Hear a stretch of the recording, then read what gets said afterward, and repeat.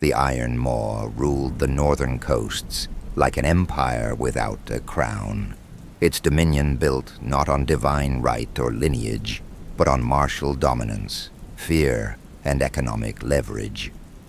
It began as a single ship, the Direwake, under the command of a nameless exile, known only in legend as the Old Captain, a man who strung the heads of debt collectors from his mast and gave quarter to no man, only coin.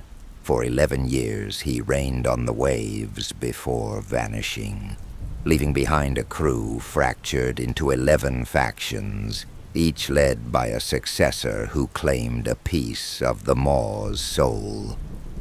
Over the next 31 years, the Maw grew like rust in a wet hull.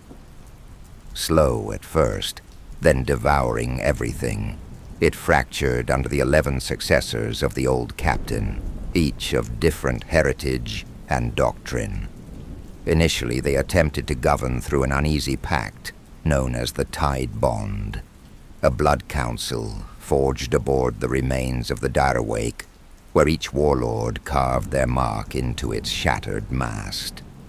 Though meant as a symbol of unity, the Tide Bond quickly dissolved into a web of rivalries, whispered betrayals, and shifting alliances. Warlords plotted behind sails, traded assassins like coin, and tested one another's strength through proxy raids. Some factions clashed over sea routes. Others disputed which ancestral rights should guide their growing fleets. Each successor brought their own code and vision, and the Maw became not one nation, but a storm of doctrines held together only by shared fear of being the last to bleed. Kervos, a one-eyed giant of the northern tundra, stood over 7 feet tall, his face carved with frostbite scars and a braided beard laced with broken teeth taken from enemies. His eye burned ice blue beneath a wolf-bone helm, and his voice was thunder in a steel drum. He ruled with iron law and wielded an axe carved from glacier bone, wearing armor made from ice-hardened walrus hide, crested with polar fur. His fleet was built like floating citadels, grim and slow, but unstoppable. Lyrian San, an elven corsair turned poisoner priestess, was draped in robes woven from dusk moss, sea silk, and her own hair. Her pale green skin was inked with forbidden sigils, and her eyes glowed faintly violet from alchemical exposure. She moved like a whisper, her voice soaked in charm root and narcotic herbs. Her ship, the Hollow Orchid, was a mobile temple of seduction and sorrow. Her followers pledged their tongues and took vows of silence, speaking only in perfume and blades. Dras the Red, a scaled brute from the marshfront tribes, bore flesh half-covered in ritual scarification and ceremonial burns.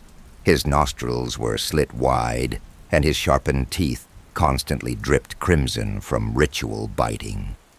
Dras led bare-chested, crowned in carved bogbone, smeared in fresh gore, and spoke only in growls or roars during battle. His warships were built from driftwood and bound with sinew, known for their swarming tactics and berserker borders. His followers howled into war, believing blood to be the sea's true language. Ethric Varn, a noble-born exile from a once mighty eastern house, bore golden rings in his lips, ears, and brow, each one a vow of betrayal or victory. He dressed in perfumed crimson silks, even during combat, and his ships gleamed with lacquered hulls and alchemical lanterns. Ethric was never seen without his masked bodyguards, thin-limbed killers in mirrored veils. He ruled through whispers and wealth, with spies embedded in rival crews, and a shadow court that operated from behind curtains of incense. Each of these warlords gave the Maw a new mask: warrior, temptress, beast, merchant, and ensured no enemy could predict the face of the tide to come. Within their war fleets rose infamous captains and lieutenants, each as colorful and cruel as their masters. Under Caer Voss, there was Valthrig the Hewer, a mute axeman who communicated through knot patterns carved into his shield, each one a grim code of warning, memory, or challenge. He was said to have cut down a traitor mid-oath before the man's vow could leave his lips. Lyrian San's most feared assassin was Siray of the Violet Tongue, who sewed perfume needles into her victims' throats so they choked on ecstasy and blood, their final moments sweet and suffocating. Dratz the Red was followed by Gurgul's Spine Eater, a berserker so savage he wore a belt of tongues and wept before every battle, claiming the sea demanded sorrow before slaughter.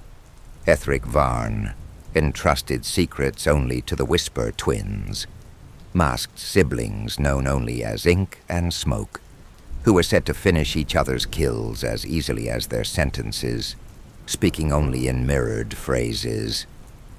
These figures, woven into dockside songs and sailors' curses, became as feared as their leaders. They were the Maw's knives in the dark, the names scrawled on walls before cities fell. Each leader formed a war fleet, styled after their tactics and temperament. Some became shadow fleets, others floating cults, others still operated as mercenary republics. These differences went beyond strategy. They were reflections of deep ideological rifts. Caer Voss's Iron Law fleets despised the indulgence of Ethric Varn's Whisper ships, whose wealth-driven networks clashed with Voss's doctrine of strength through suffering. Lyrian San's poison priests performed rites that Dratz's blood priests deemed heresy, leading to covert skirmishes in disputed coves.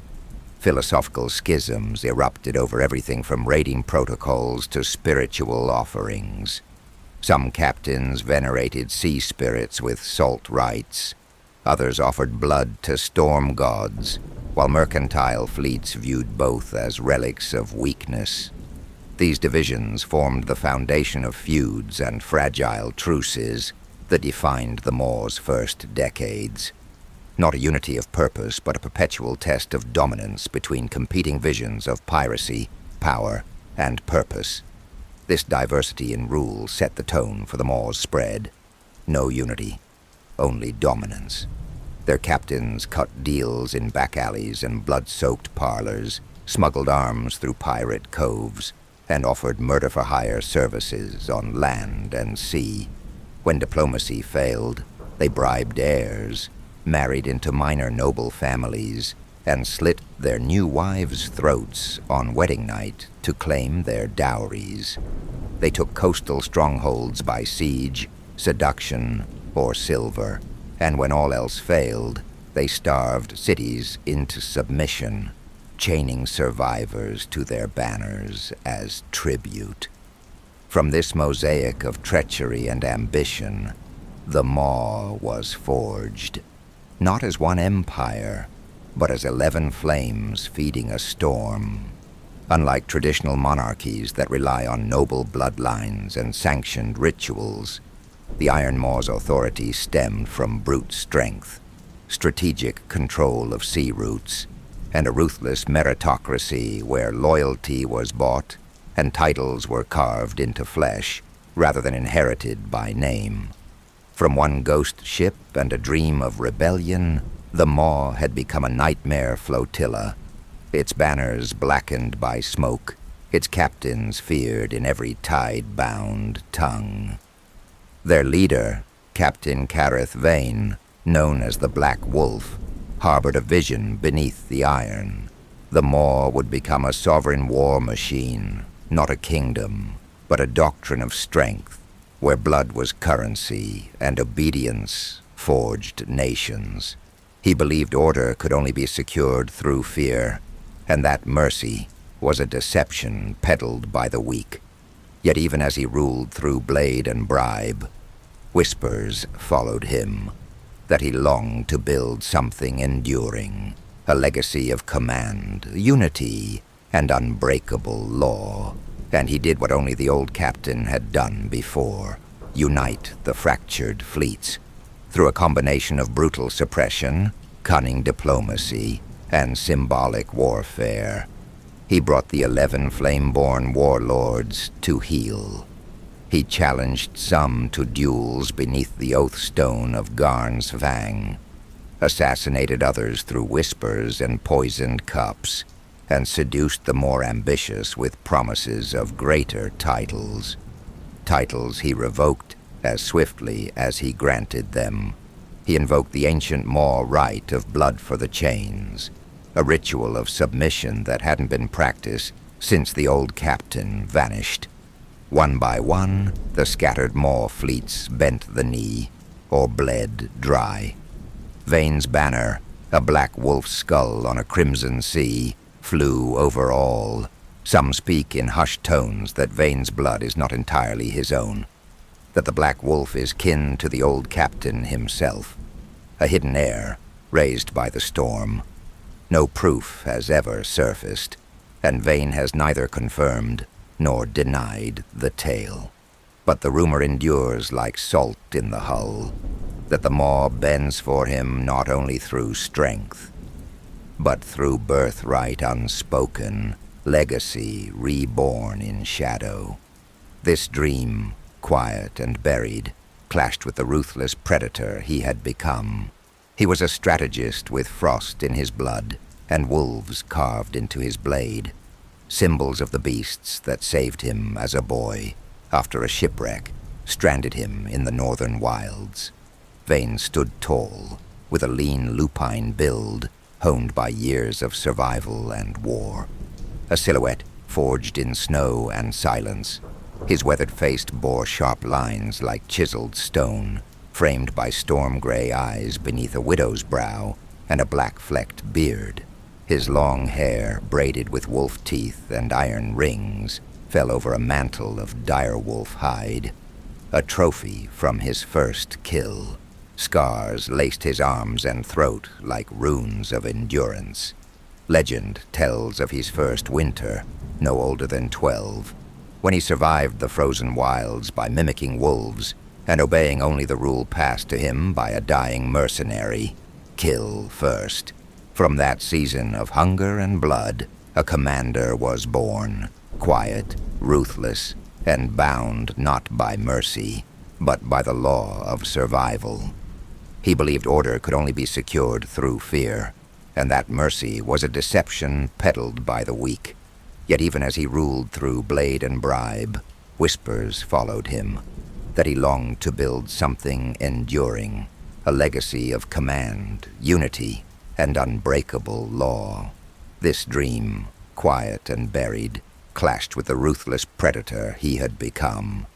He was a strategist with frost in his blood and wolves carved into his blade, symbols of the beasts that saved him as a boy after a shipwreck stranded him in the northern wilds.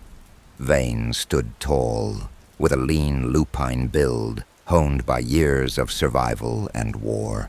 His face was all sharp lines and weathered stone, with high cheekbones and a narrow jaw masked by a black-flecked beard.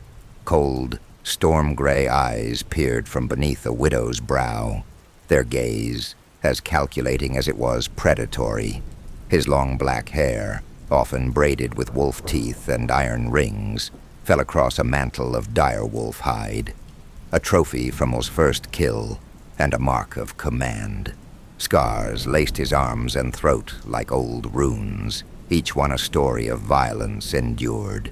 One tale told in hushed tones speaks of his first winter alone, no older than 12, when a dying mercenary gave him a blood-crusted dagger and a single rule: kill first.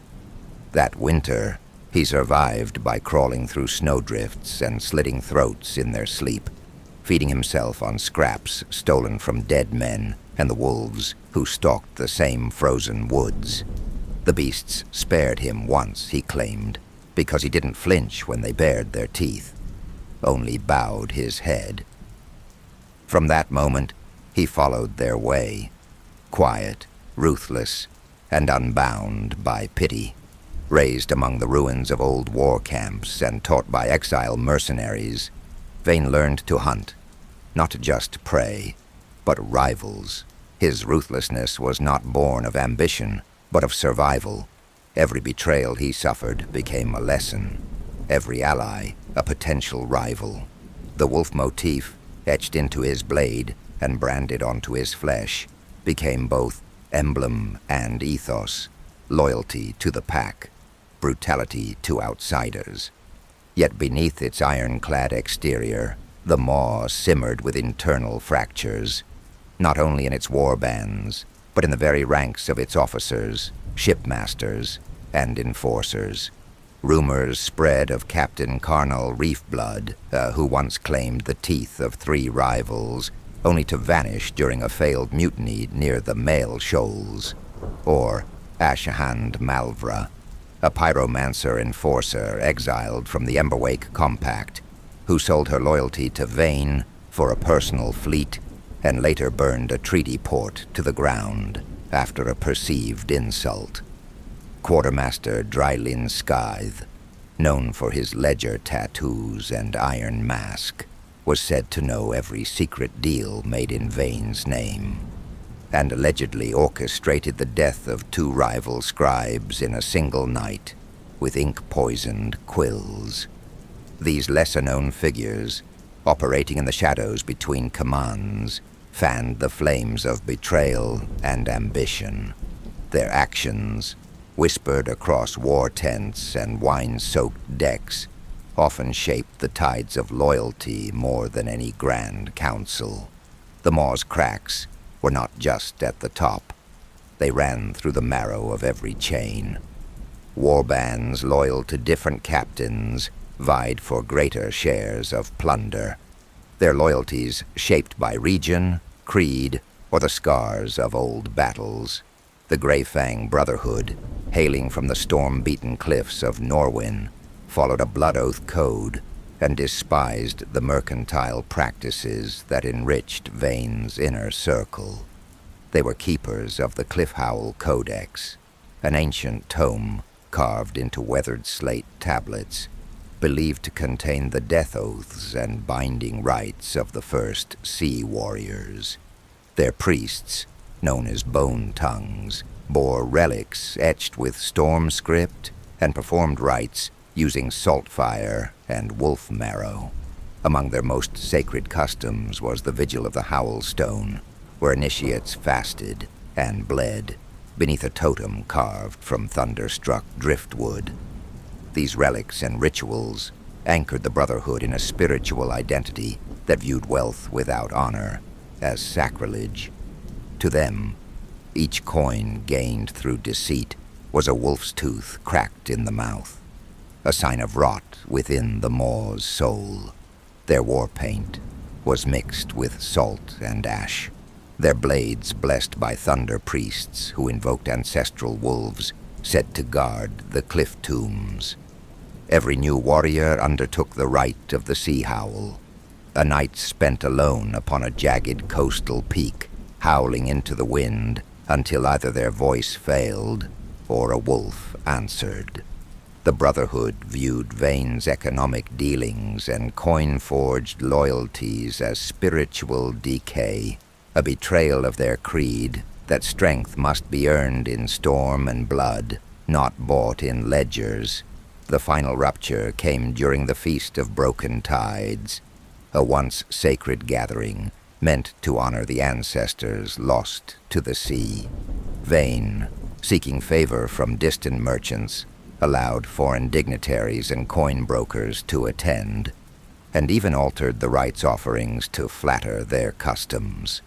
The Sultan Ash offerings were replaced with gilded statues, the wolf bones were taken down.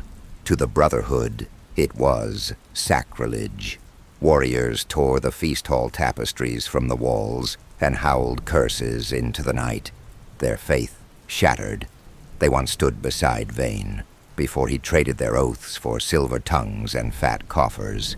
That betrayal still echoes in their vows, carried on every fallen tide, and coin-forged loyalties as spiritual decay, a betrayal of their creed, that strength must be earned in storm and blood, not bought in ledgers.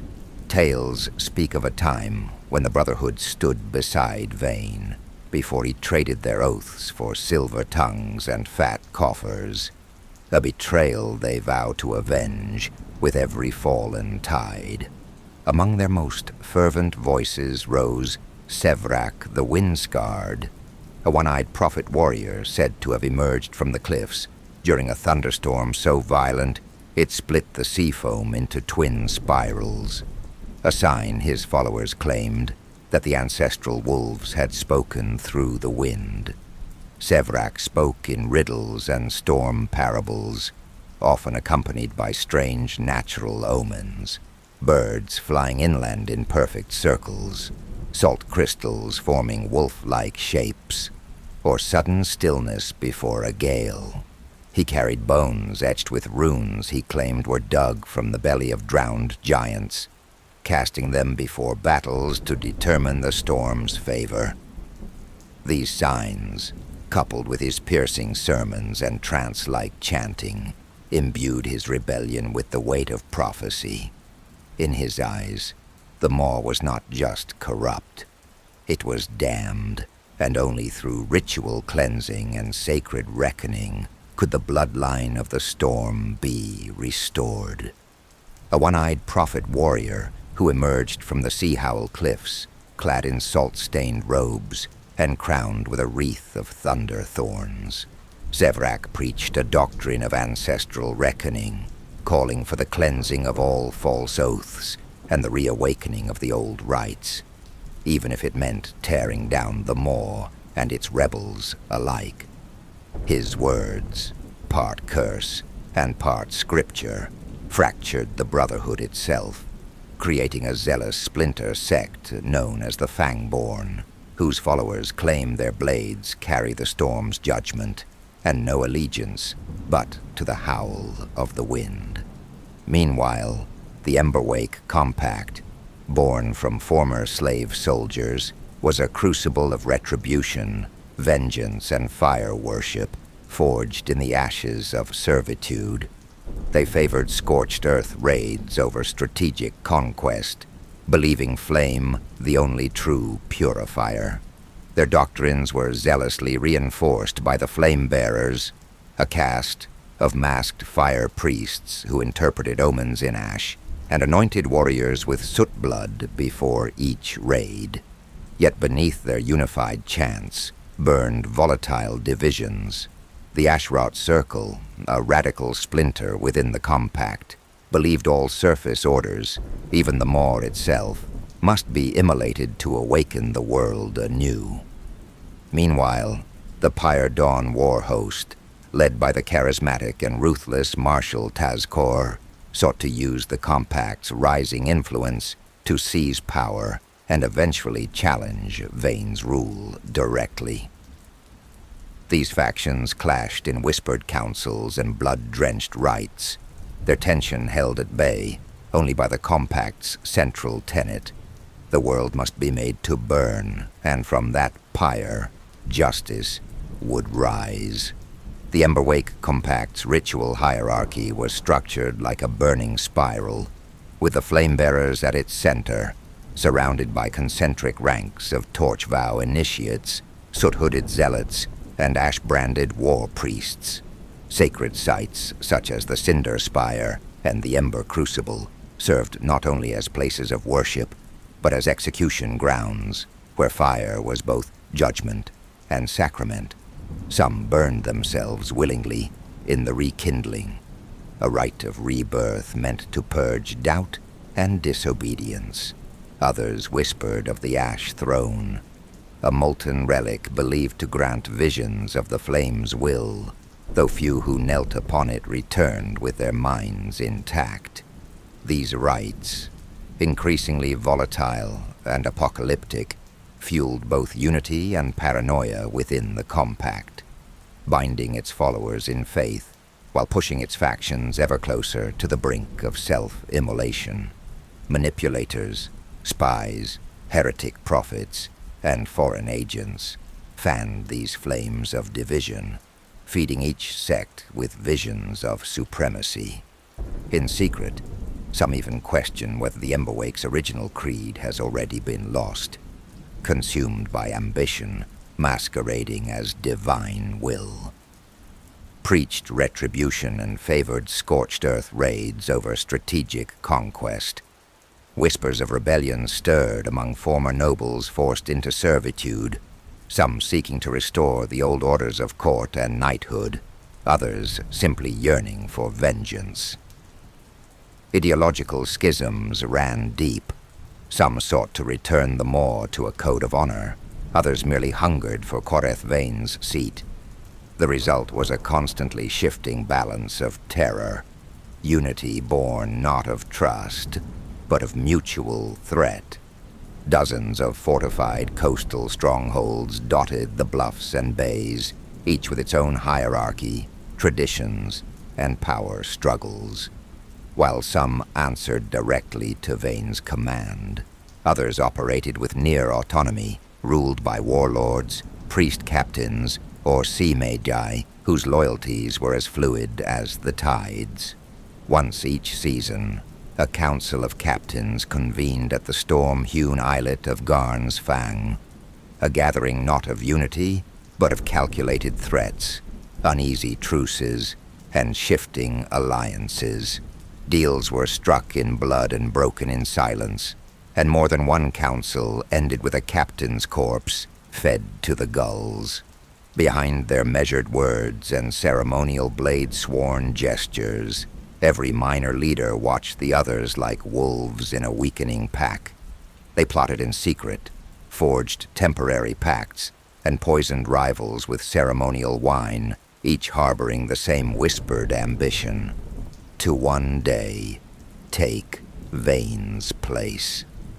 Though they knelt to the Black Wolf in public, many saw his throne not as sacred, but as vacant, waiting for the strongest to claim.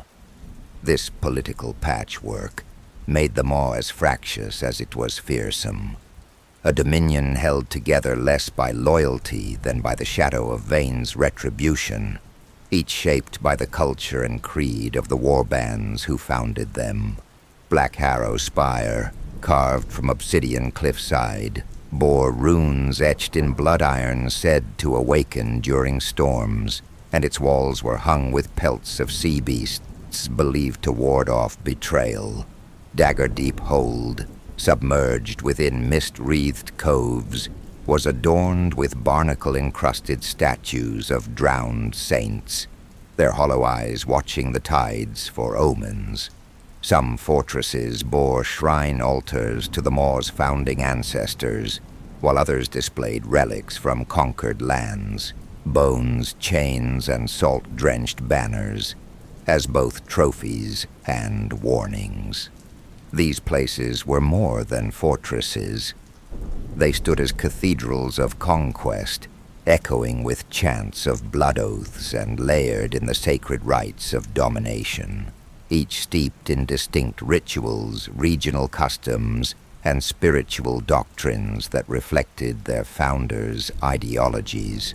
In Black Harrow Spire, warriors were anointed with storm blood during coming-of-age rites, believing it tied their souls to the sea's fury. At Daggerdeep Hold, every feast began with a silent offering dropped into the tide, a piece of iron, a lock of hair, or a drop of blood, symbolizing surrender to the abyss.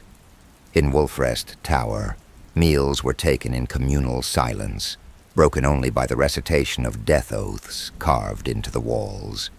These daily customs shaped not just how each stronghold was governed, but how its warriors lived and died, echoing the fractured unity of a dominion bound by fear, but shaped by memory, myth, and the stubborn pride of place.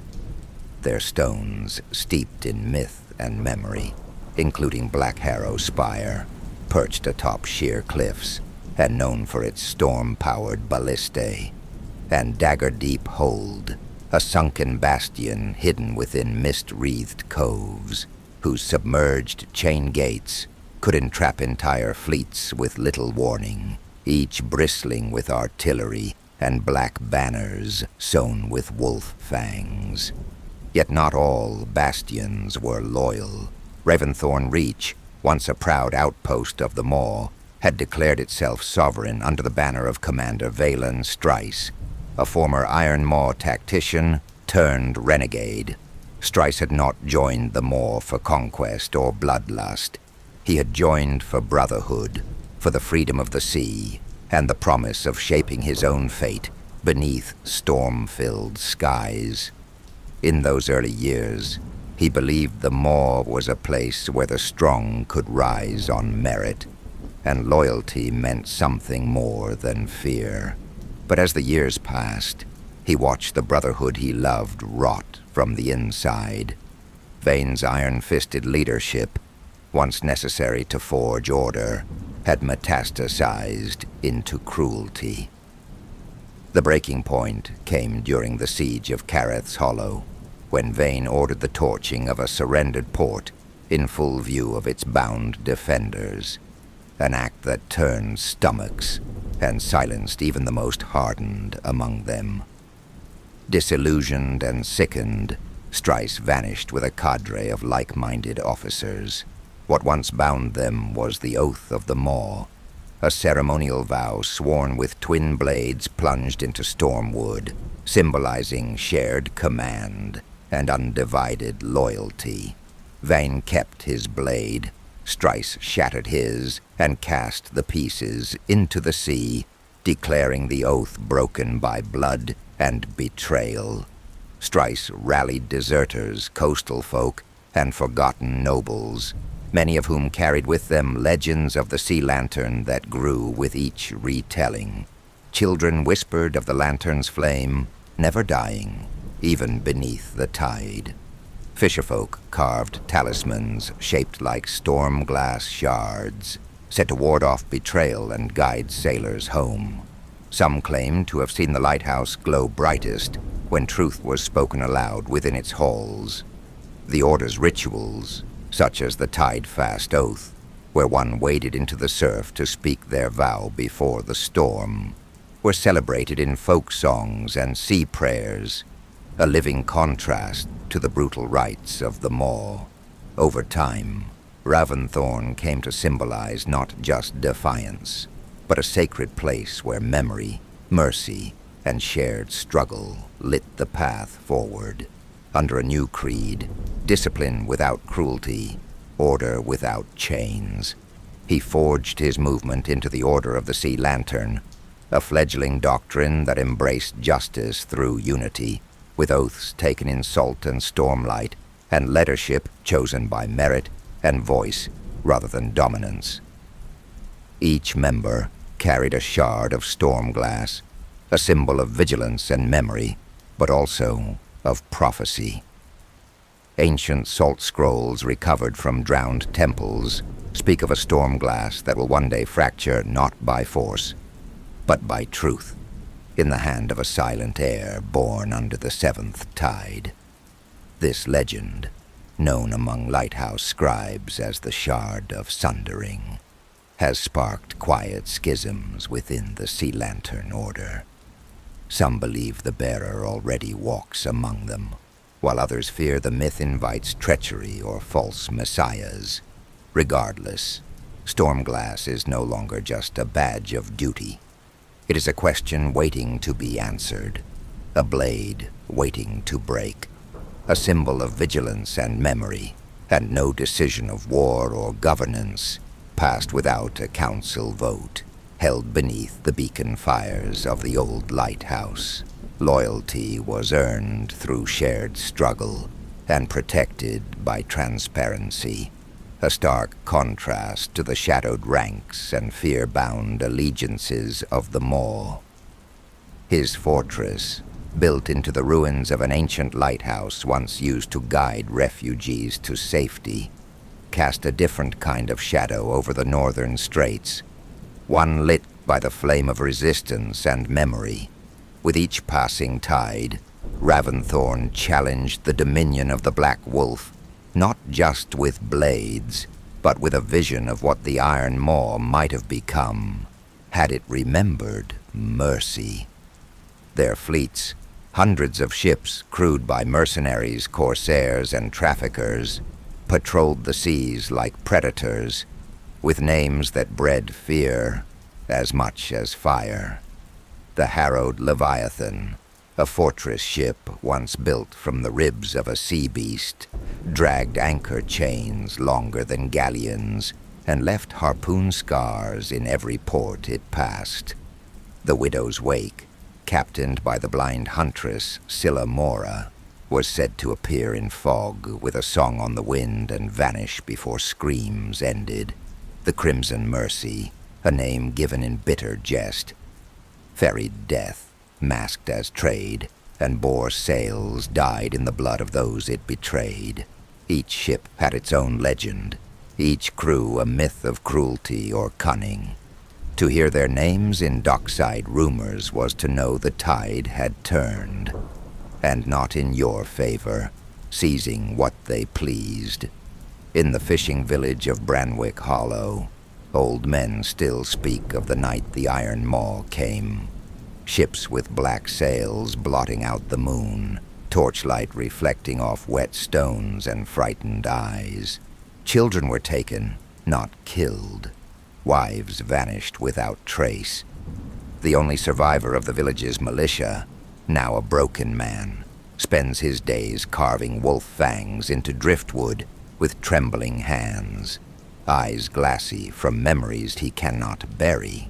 He speaks in half-phrases and broken whispers, haunted by the scent of burning nets and the gurgled cries of those dragged into the tide. At night, he mutters to shadows that no longer move, recalling torchlight flickering on soaked cobblestone and the sound of chains dragging across stone like distant thunder. Sometimes he screams awake, clawing at his throat, gasping for breath as if still choking on the salt smoke of that night. Over and over, with a voice like rotted wood, he repeats the same phrase: "They do not conquer, they consume." Across the coast, their name was a curse whispered by mothers and etched into the lullabies of the frightened. Children were warned that if they wandered too close to the cliffs, the black sails would come for them, crewed by eyeless men who ate voices and fed on cowardice. In some villages, fishermen would leave salt and bone totems near tide pools to ward off the Maw's gaze, and old women told tales of the chain dancer, a ghostly figure said to drag screaming souls down into the surf.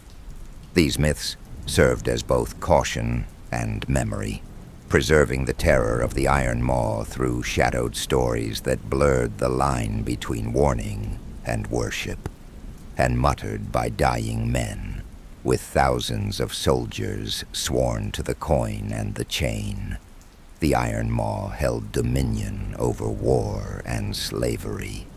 At the top of their martial caste stood the black-marked, elite enforcers tattooed with storm ink and given iron wolf blades said to thirst for blood. Among their number were legends whispered in every port.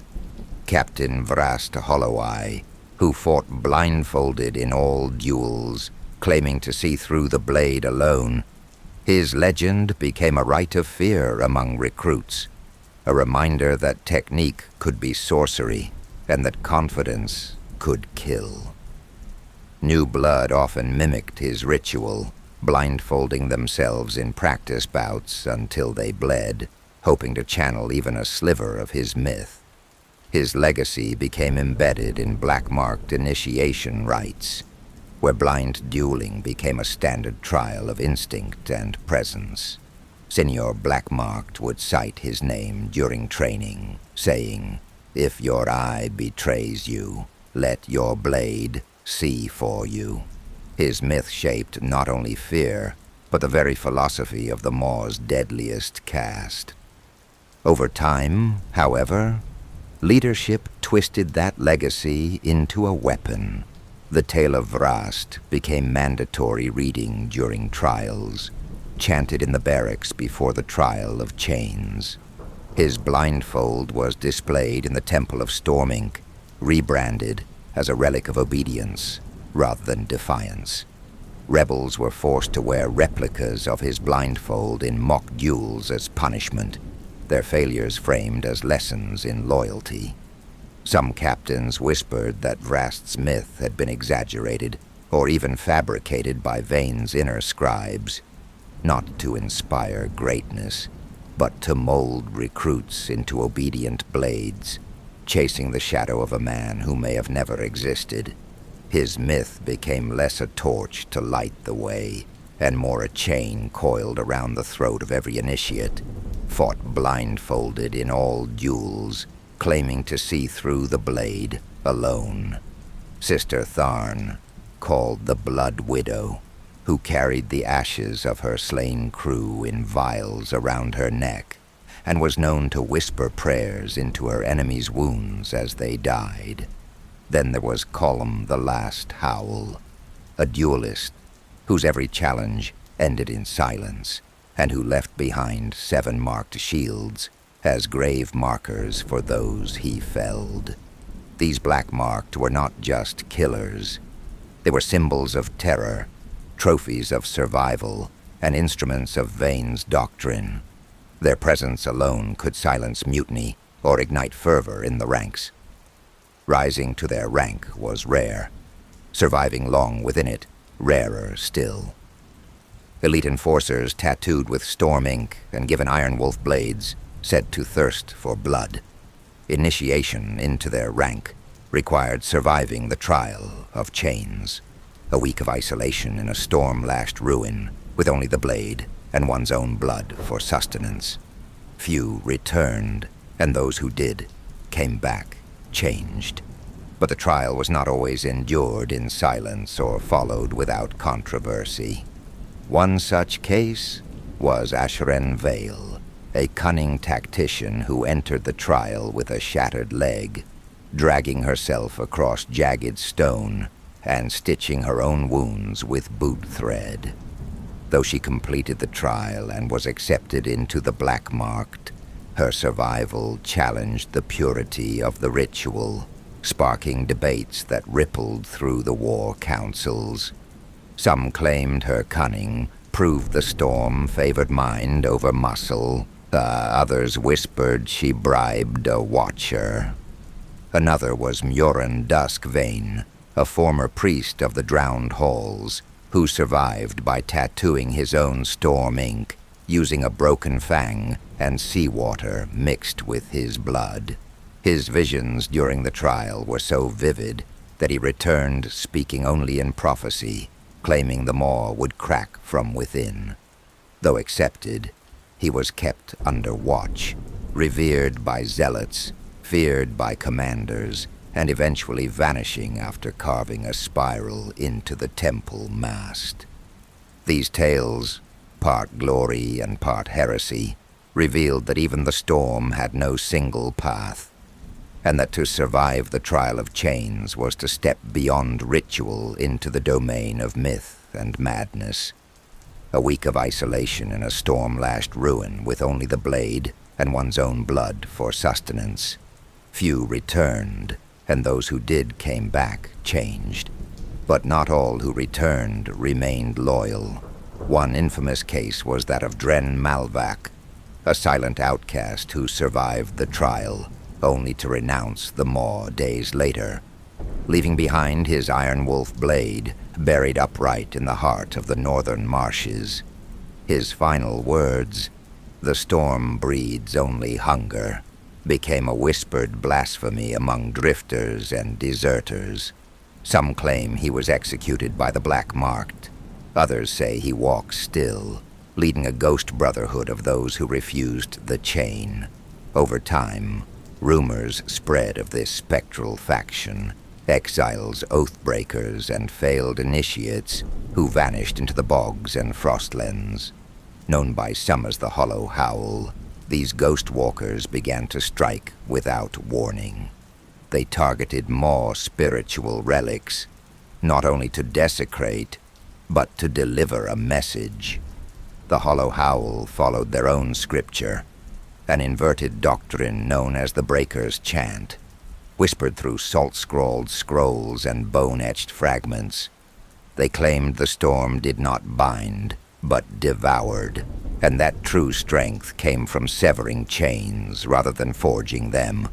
In their vision, the Maw's oaths were lies written by cowards who feared the abyss. Every act of sabotage was both blasphemy and prophecy, a ritual of unmaking aimed at unraveling the Maw's spiritual order from the roots, desecrating blood altars and replacing storm script carvings with crude sigils scrawled in salt and moss. Supply lines went dark near the misted moors of Carivan Reach, and patrols returned raving, if they returned at all. Their signature was unmistakable. Broken chain links hung from tree branches like rotten fruit, mouths of the dead stuffed with black moss, and iron wolf blades defiled with symbols etched in reversed script. Recruits began whispering heresies traced to Hollow Howl infiltrators, that the Maw's oaths were chains forged by cowardice, not strength, and that true warriors bled only for the storm, not for coin.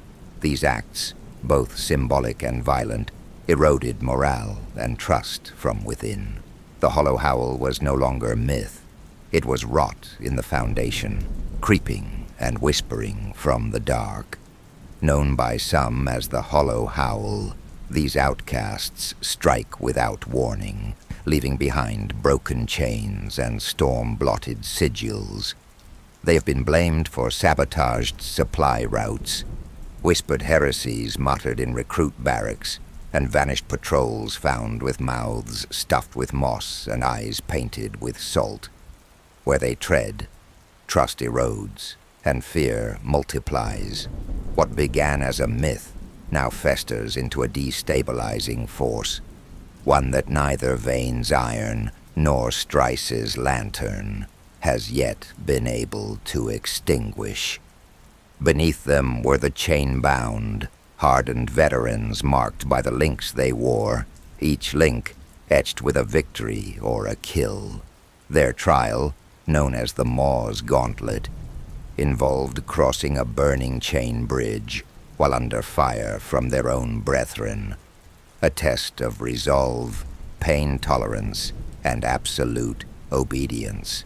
To falter was to fall into the sea or be cut down. At the bottom were the drifters, conscripted slaves and desperate mercenaries given little more than rags and rusted steel, used as fodder in battles or brute labor in the holds. There was Kelna, Ironbite, a former pit fighter who shattered a chain-bound's jaw during her bite-forged ascent with nothing but her shackles. Her name became a chant in back-alley rings, a symbol of defiance sharpened in chains. Many died nameless, but a few left scars deep enough to echo through the Maw's legacy. Vessen Clatch, a rat-eyed scavenger, sabotaged his own captain's powder cache mid-battle, then pinned the crime on a rival crew to spark a mutiny, earning him both survival and a permanent limp. Others, like the boy known only as Brack, died screaming beneath the black waves, dragged down by the very chains he hoped to climb. Their stories, half warnings, half prayers, drifted from hold to hold, painted in blood and whispered over rancid grog, that among them all, even the lowliest may rise, or vanish without trace. Conscripted slaves and desperate mercenaries given little more than rags and rusted steel, used as fodder in battles or brute labor in the holds. Many died nameless, but the rare few who survived enough campaigns earned the right to duel a chainbound and claim their place. A vicious right called the bite-forged ascent.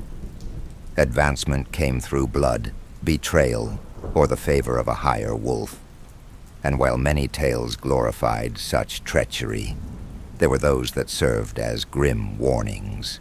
One such tale was that of Iron Maw, a cunning quartermaster who plotted to poison his captain and ascend during a supply raid off the northern shoals. Iron's scheme was discovered by a mute galley slave who had overheard him rehearsing his lies to a mirror of seawater. Rather than face execution, the captain ordered Iron lashed to the prow of the ship, his mouth stuffed with black salt and eyes stitched open to watch the horizon as the tide took him. His death became a parable told to every would-be traitor, a tale recited around barrel fires before night raids and whispered during crew assignments, often with a glance toward the prow where a salted mask or charred effigy of Iron might hang. Among drifters and chainbound alike, speak to the mirror became both warning and mockery. A ritual phrase muttered when someone grew too ambitious, too loud, or too clever for their own good. A reminder that the Maw may reward betrayal, but only when it succeeds. Every recruit was warned of the fate of Varric Coil, once the youngest storm prince to command a war fleet. Varric, ambitious and beloved, climbed too fast and trusted too easily. It set his closest second, a grim-eyed tactician named Reln Vor, poisoned his ration wine with black salt before a siege. As Varric writhed and choked before his warriors, Vor claimed his mantle without hesitation. No punishment followed. Instead, Vor was promoted and given a new chain link etched with Varric's name. The tale became legend, not as a caution against treachery, but as a brutal lesson in the Maw's code. Rise at any cost, or be left behind. That betrayal became an unspoken oath among recruits. Trust no one, and never drink what you didn't pour. To be a member of the Maw was to live within a forge of constant danger, but to rise, that was to walk barefoot through a crucible lined with blades. Every promotion painted a target on one's back. The higher the climb, the thinner the chain supporting you, and the more eager the hands waiting to pull it down. Spies were everywhere. Loyalty was a transaction, as proven by the fate of Captain Iron Maw. Once a rising commander stationed at Cragspire Bastion, Holland was exposed for feeding intelligence to a rival warband in exchange for safe passage for his sister, a prisoner of the Direwake Compact. His betrayal was uncovered when a coded sigil sewn into his cloak matched the tide rune used by saboteurs weeks prior. He was flayed alive, and his skin nailed to the mast of his own ship, renamed the price of trust, a grim warning visible from every cliffside barracks. Now whenever assignments shift or eyes linger too long, soldiers murmur, "Mars thread," a phrase meaning betrayal, stitched too close to hide. And even whispered ambition could get a man flayed and strung up from the prow. Each night, fires burned low in the barracks as warriors slept with one eye open and a blade beneath their bedroll, knowing that glory faded fast and enemies multiplied in silence. The Maw did not just test your strength. It hunted your weaknesses and fed on them until only the ruthless endured. The hierarchy wasn't just a chain of command. It was a ladder of knives, each rung slick with old blood and echoing with the cries of those who fell. And it was not climbed by one kind of warrior alone. The Maw's ranks were a patchwork of peoples drawn from all corners of the fractured coast and beyond. Northerners with frost-burned skin and braided beards, fought beside jungle-born duelists with bone-pierced brows and tattoos inked in snake venom.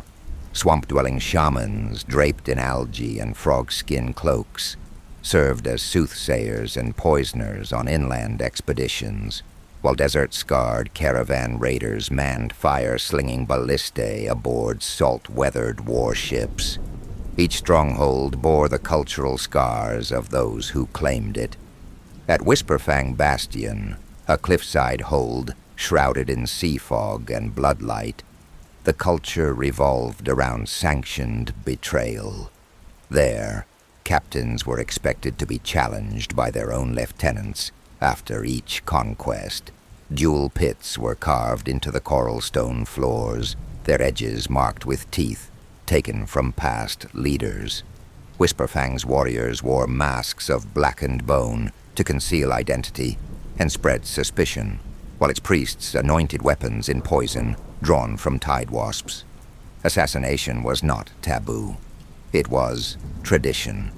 Each generation remembered the tale of Throsk the Pale, a child slave who slit 5 commanders' throats over 5 years to claim the Bastion's helm, only to be drowned in his own drinking barrel by the quartermaster he had spared. His mask still hangs above the pit, a reminder trust is a lie, and power has no heirs. By contrast, Ironhearth Spire stood as a twisted vision of unity, a basalt fortress carved into the cliffs above a molten reef. Here, all conflict was forbidden without ritual permission, and the hierarchy was maintained through relentless drills, blood oath chants, and a council of equal voices known as the Chain Ring. Uniformity was enforced with zeal. Armor was painted the same shade of ash black. Speech was regulated during wartime, and those who deviated were branded on the tongue. At Ironhearth, the doctrine was clear. Survival depended on obedience, not ambition. While Whisperfang bred assassins, Ironhearth forged formations. Yet beneath the order, silence festered. Every oath was a mask, every chorus a warning. If the Maw could not be trusted in treachery, then it would rule through fear of fracture. At Dagger Deep Hold, half-drowned priests from drowned isles performed rituals with barnacle-covered relics, while at Cragspire Bastion, mountain-forged mercenaries trained recruits beneath statues carved into the stone cliffs, depicting wolves with crowns, eyes hollowed by wind. Some ships were ruled by crew collectives, elected warbands that changed captains after every campaign. Others followed rigid hierarchies traced to ancient bloodlines or cursed pacts sealed in iron and ash. Women led entire war fleets from mist-covered galley towers, some with serpents coiled around their throats as living sigils. Among them was Merix, the Tide Mother, who ruled her fleet like a drifting temple, every deck a shrine, every hull inscribed with verses of the drowned canticle. Her warriors fought in silence, their mouths sealed with salt thread, until victory was won.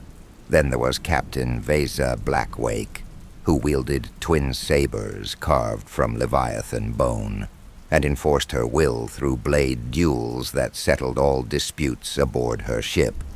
The Blade Weaver, known for brokering sea pacts sealed in blood and salt, Vesa manipulated rival captains into tearing each other apart, rising without drawing her own sword. From mist-covered galley towers, some with serpents coiled around their throats as living sigils, seaborne outcasts of strange blood, gill-marked or scaled, served as scouts and saboteurs, their origins whispered to trace back to abyssal rifts never charted on maps.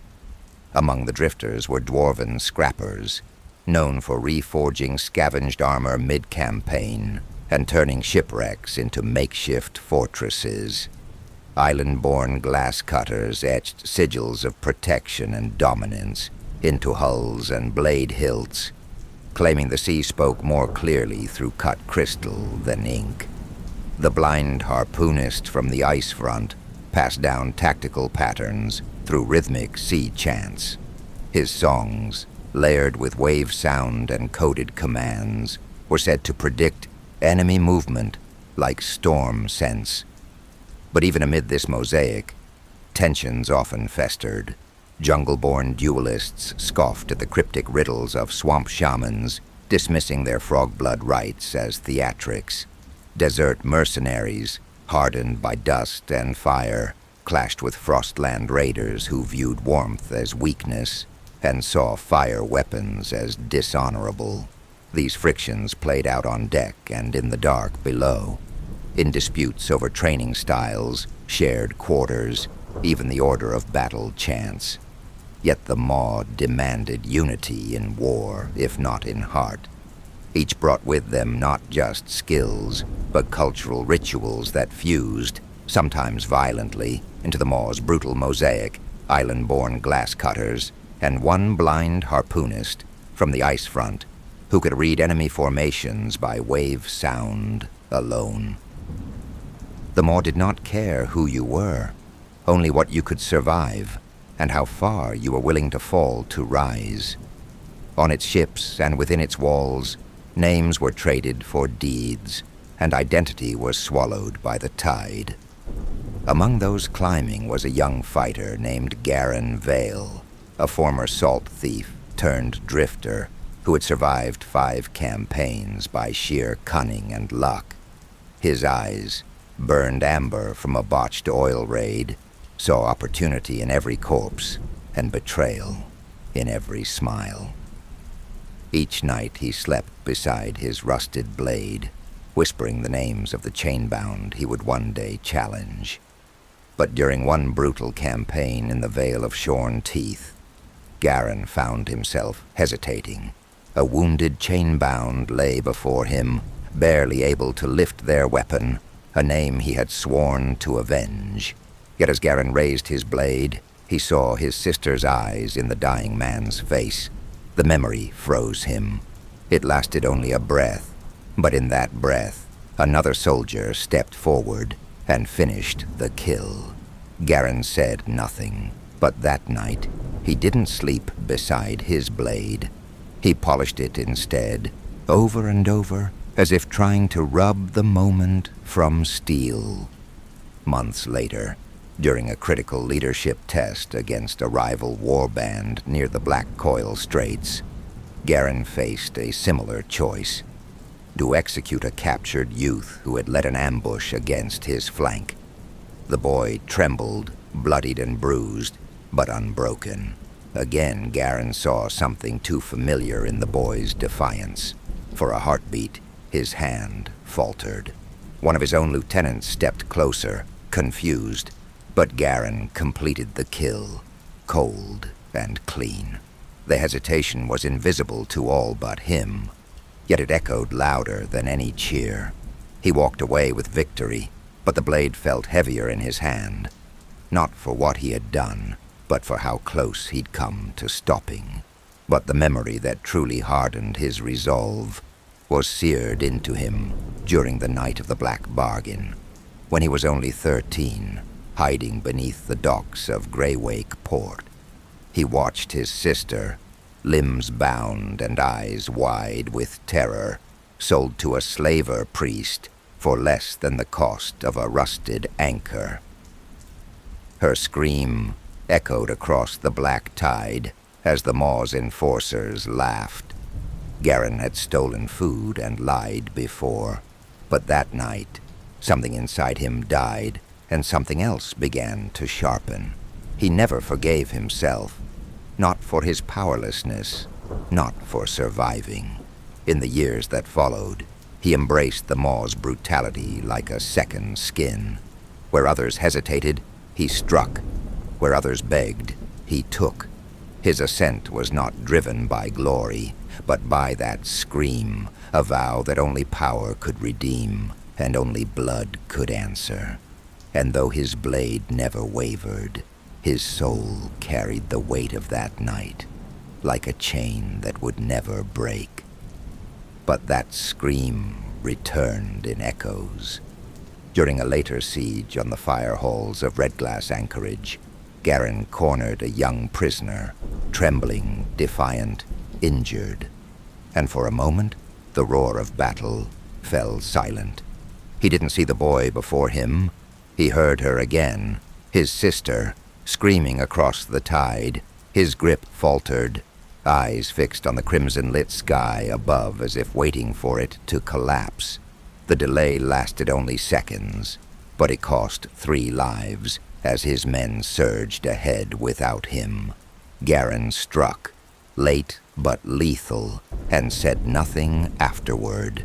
But for weeks, he avoided his reflection, afraid it would scream back. Among the chain-bound stood Karvek Hollowblade, Garen's reluctant mentor and frequent tormentor, a scarred veteran with frostbite-blackened fingers and a voice like grinding iron. Karvek claimed to have once held command over a dozen storm ships, a position he lost after refusing to execute the Ashwake Directive, an order to scuttle a refugee flotilla fleeing the siege of Karos Sound. The flotilla carried broken warriors, widows, and starving children, but Vane deemed it a necessary purge. Karvek disobeyed, diverting fire and allowing the ships to escape under a veil of fog. For this act of defiance, he was publicly stripped of rank, chained, and made to walk barefoot across the frost deck of the Maw's flagship as his former crew spat salt at his feet. Though the punishment was brutal, and his defiance buried beneath layers of scorn, quiet whispers still circled among certain recruits, especially those from shattered coasts or orphaned caravans. Some saw Karvek's act not as weakness, but as the last noble spark left in the Maw's soul. Hollow Howl sympathizers reportedly carried fragments of that flotilla's sigils, worn as charms or sewn into undercloaks. In secret, a few even carved Karvek's name onto their blades, not in reverence, but as a reminder. Defiance once lived among them. His fall had become a silent fissure in the Maw's foundation, a crack no punishment could fully seal. His honor shattered, Karvek's bitterness calcified into something cold and cruel, and he taught every new blood the same lesson. Mercy is weakness, and weakness has no anchor. Yet in rare, unguarded moments, a different truth would slip through his weathered voice. Once, after Garen spared a wounded enemy in a training exercise, Karvek didn't punish him. Instead, he stared long and hard and muttered, "A chain snaps where it was once bent. Don't test yours twice." Garen would remember that moment more than any blow. Over time, he began to see Karvek's defiance not only as failure, but as a cracked mirror, a glimpse of what it cost to stand alone against a brutal tide. And though Karvek never spoke of that day again, the tension between his past mercy and present cruelty became a ghost that followed them both. When he first saw Garen, angry, quiet, and too quick to survive, he saw something raw that reminded him of his younger self before the frost set in. It was not sentiment that moved Karvek, but something darker, curiosity, and perhaps guilt. He wanted to see whether the boy would break like he had, or rise where he himself had fallen.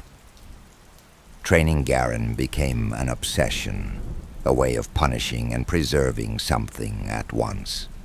He took the boy under his wing, not out of kindness, but because he couldn't look away from what Garen might become. A warning or a weapon. He saw in him both a shadow of his own past and a threat to his hardened worldview. Their bond was forged in the dark, half lessons, half punishments, as Karvek drove Garen harder than any recruit, teaching him to kill clean, to wait without blinking, and to trust only what could bleed. Their shared contempt for weakness bound them, but the deeper Garen climbed, the clearer it became. One day, he and Karvek would meet on the chain bridge, not as mentor and pupil, but as rivals before the Maw. Through Garen's eyes, the brutality of the Maw was not myth or fear. It was hunger, discipline, and the slow, bloody crawl toward vengeance. But vengeance was no longer enough. In rare moments of quiet, Garen found himself haunted by dreams. One in particular. He stands atop a mountain of broken chains, crowned not in honor, but in bone. Below him, former allies kneel in silence, their faces featureless, their mouths stitched shut. A storm howls above, but it is his voice commanding it. The sky burns violet, a color that does not belong to any flag or fire in the real world. And yet, that same hue has begun to creep into the edge of his vision during moments of rage. In the dream, he rules not through justice, but domination, another vein cloaked in the pretense of redemption. He wakes from these visions with the taste of rust on his tongue and dread clinging to his chest, uncertain if the nightmare is a warning or a prophecy. The color, the silence, the stitched mouths, they linger longer each time, as though the dream is folding itself into the waking world, piece by piece. That same scent, the tang of rust and storm-wet stone, began to follow him beyond sleep. Sometimes in council chambers, a flicker of violet would catch his eye along a blade's edge, or the arc of a torch's smoke. Recruits began muttering of omens, of rusted breath and eyes that saw too much. Garen said nothing, but each time he blinked, he feared the mountain would still be there, waiting for him to claim it. It was hunger, discipline, and the slow, bloody crawl toward vengeance. But vengeance was no longer enough. In rare moments of quiet, Garen found himself haunted by dreams. One in particular. He stands atop a mountain of broken chains, crowned not in honor, but in bone. Below him, former allies kneel in silence, their faces featureless, their mouths stitched shut. A storm howls above, but it is his voice commanding it.